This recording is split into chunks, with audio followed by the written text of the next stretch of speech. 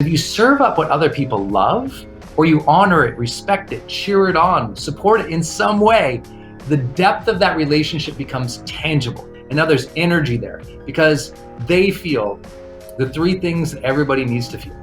They feel understood, they feel validated, they feel celebrated to live their own life.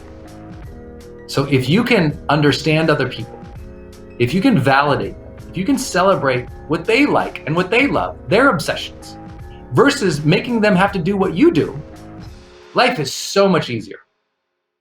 For one thing that is really important to me, when I think of wellness, am I well? I ask, what is the depth and closeness of my relationships? What's the depth and the closeness of my relationships? So key. So I don't think that you can be well if your relationships are unwell long term. I think, yes, we can all live in our own little world, in our own little bubble, but wellness is social, right? The world's healthiest and happiest people tend to be fairly social people. Doesn't mean they're extroverts. They might just have one or two deep, close, intimate, friendly relationships. And those relationships really matter. Here's my practices at home and at work for developing close relationships. Number one, I do not expect other people to think or feel or experience life like me. It just isn't there. I don't think my team members should think like me or are like me. I don't think that my spouse is anything like me. She has her own universe of emotions and feelings. They're very different than mine. Trust me, way different. I think my family, my friends, it's like there's no, for me, demand that they think like me. It doesn't mean I don't get frustrated that we don't have a good relationship, or I don't like their communication, or I don't like something they said, or I feel neglected or hurt. We all have those things. The question is, over a period of time, do you have depth and closeness in that relationship?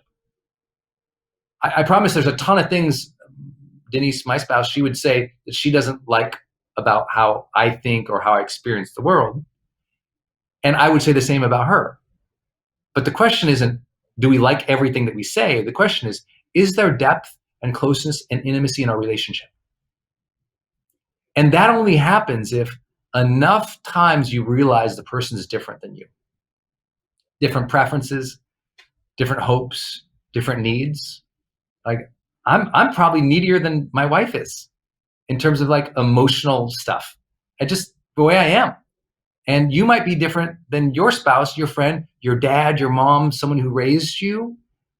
And if you're trying to cram the world with this expectation that they got to be, think, and behave exactly like you, that is where there is a ripping of that relationship.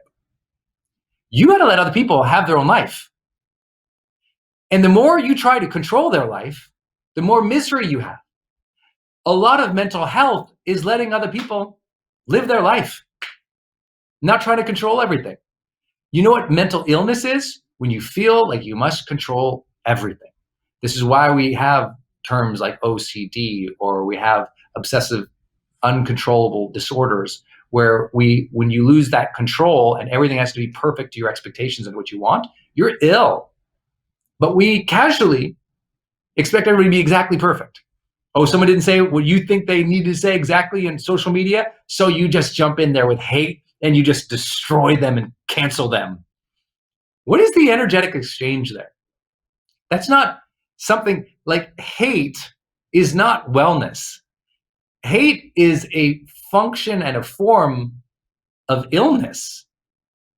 When you spread negativity or hate towards other people because they don't think or feel or behave like you, that's not adding to the positivity or the progress of the world. It's not empathetic or compassionate. It's not graceful.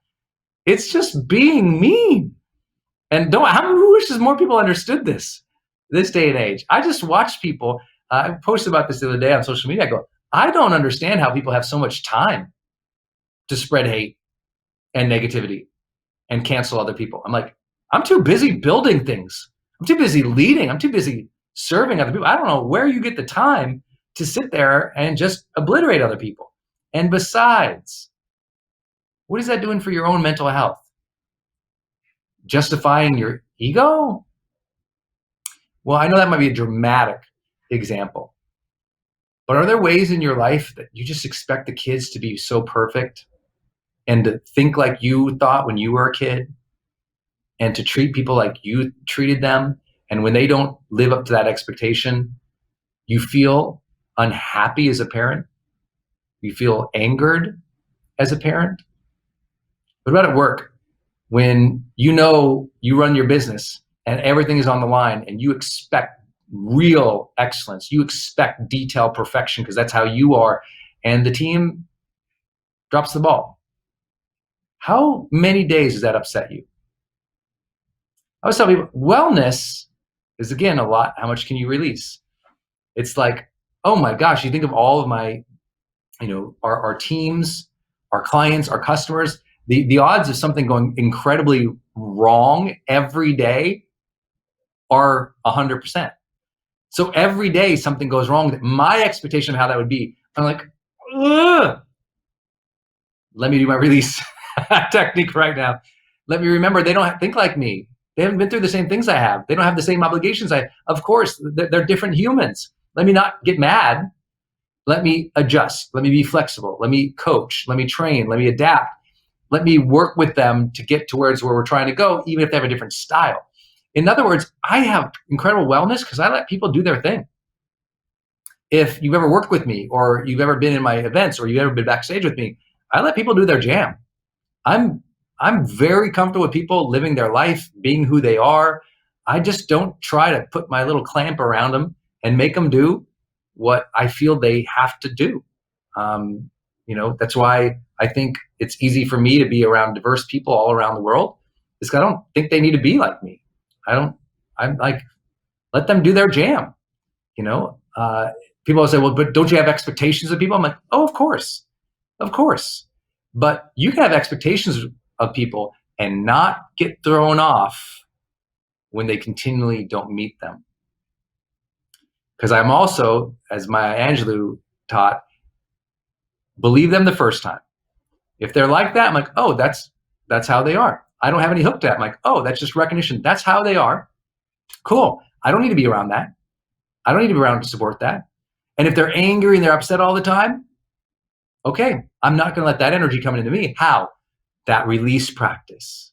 Releasing the tension, releasing the energy, releasing those thoughts that are causing me to be unwell. I hope that helps you. I also think that a big secret to this, your advanced strategy, if you will, at home and at work, is finding out, what do people love? If you think about everyone around you, what do they love? Do you know? What do they love? And how can you cheer that on or support that? Literally today, a friend of mine, reached out about a situation going on in the world that he wanted to support and was asking me for support. And it was a cause that I don't know that much about, but I know he loves this, and this is near and dear to his heart, and I can learn from it, and so I support it. I think of all the time, like, what does my wife love? Oh, she loves that, that thing. She loves design. She loves that show. She loves these people. She loves this experience. Okay. How can I serve that up? Because if you serve up what other people love, or you honor it, respect it, cheer it on, support it in some way, the depth of that relationship becomes tangible. And now there's energy there because they feel the three things that everybody needs to feel. They feel understood. They feel validated. They feel celebrated to live their own life. So if you can understand other people, if you can validate them, if you can celebrate what they like and what they love, their obsessions, versus making them have to do what you do, life is so much easier. I'll tell you an example. Years ago, Denise and I started working together, and we had a podcast at the time, HPX podcast. I think we did maybe like 10, 20 episodes, maybe. I can't remember what it was. And it was just super clear that this was not something that she loved. And we didn't love doing it really together the way that we thought we would. And it was like, let's call that. So we just ended it. Didn't worry about what people thought, didn't worry about the business, didn't worry about, it's like, oh, that's not something we love doing together. Let's not do that. There's things that I love in my life, totally not her jam. Things that she loves, totally not my jam. But we cheer it on. We support it. And it creates that depth and that closeness of relationship. And if you don't have that with other people, guess what? You don't get to complain. It's your job to have that difficult conversation.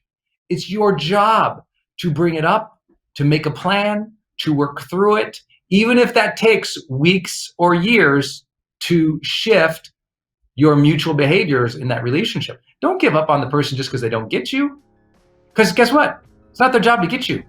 It's not your job to get you. But if you want to have a graceful, deep, intimate, connected relationship, it's now time. What do they love and how can I support that? How can I let them be their thing? Let them, fly their flag, be their weirdness, and cheer them on in whatever way that makes sense because it makes them happy. What does your spouse, your partner, your coworkers love to do? In my companies, I never am like, you have to be this role. I'm like, what do you like to do? First, always like, what do you like? Well, I don't like this, I want to do that. I'm like, oh, well, let's try to figure out a plan to get you more towards that. And that's always been my thing. Oh, you like that? You want to do more of that? Okay. And that makes a team feel heard and seen and recognized. And if they complain and they don't like something, then it's like, oh, can I shift that for them? Because that's their vibe. You got to figure that out.